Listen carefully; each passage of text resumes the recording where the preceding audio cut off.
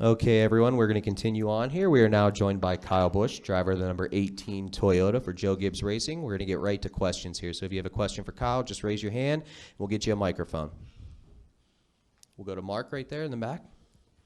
Mark Garrow, PRN. Good morning, Kyle. Thanks for being with us.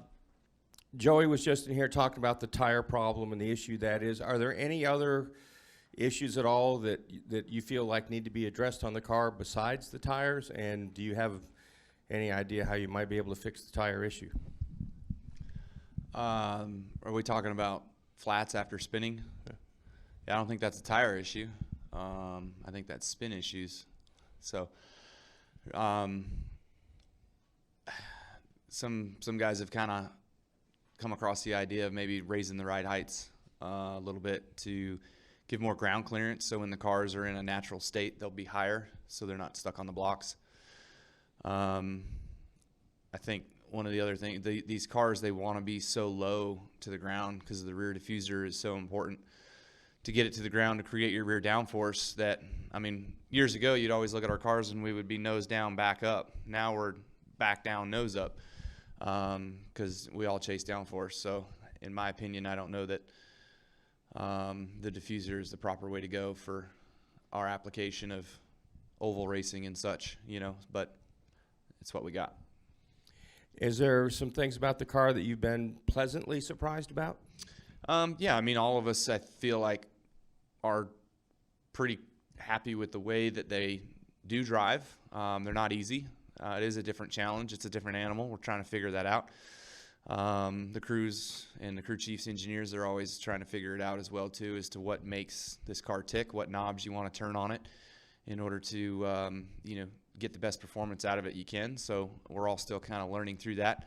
Unfortunately, I feel like us at JGR were a little behind the 8 ball. I think our best car last week was going to run about 8th, and that was much of the day, where there was some other teams that were some comers and goers and running a little bit better than us. So we certainly have some work to do. Bob in the front. Bob Parkhurst, Fox Sports. You have confidence that that JGR and Toyota have kind of solved the overheating issues from last week? And do you have to do anything in this practice as far as like length of run just to kind of test that out? Yes and no. I mean, I kind of knew what the issue was post last week, but I haven't been in discussions with anybody to know what the fix is or whether or not we have a fix. But I would assume we do. I think the shaker screen that goes between the radiator and the grill screen kind of got mangled up and beat up with all the debris and sand and stuff like that. So it just started to block the radiator itself, and when we removed that, everything was fine. Temps were fine. So just sucked to have to go through that and go laps down. And once we got our back on the lead lap, there was only 5 to go, and at least we made up 9 spots or whatever it was. So I would like to think that it's resolved coming here. Stay over here on the left. Kyle Busch, hey, how you doing? Jason Summerall here, Trackside Experience. Quick question for you about these new cars. We were supposed to have this level playing field for pretty much everybody, but we're still seeing guys go lap down pretty quick after last week. We saw tons of people going. And what does that mean? I mean, it seemed like it was happening pretty fast, too. We're not 30, 40 laps in, like 15 laps in. What do you think about that from an engineering standpoint? I think people all have different objectives in the things that they're doing. And, some teams that do run in the back, they only have one car, and so they've got to take care of it and baby it as much as they can and make sure they're not putting it in a bad spot. So, they're going to be taking it more of an easy.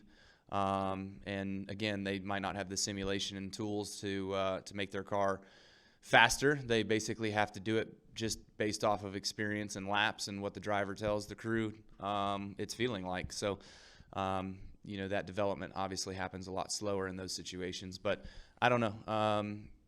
If you really want to ask those guys why they go a lap down so early, go ask them. Any other questions for Kyle? We'll go to Chris.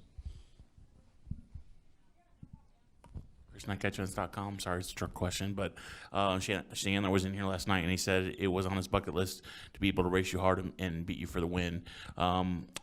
obviously he's had some struggles, but his really consistency and his momentum has really been strong the last second half of 2021 and into 2022. Are you happy with his progression and his outlook for the 2022 season? Yeah, for sure. You know, whatever's clicked and has kind of turned on with the 18 bunch in the truck side has been super impressive.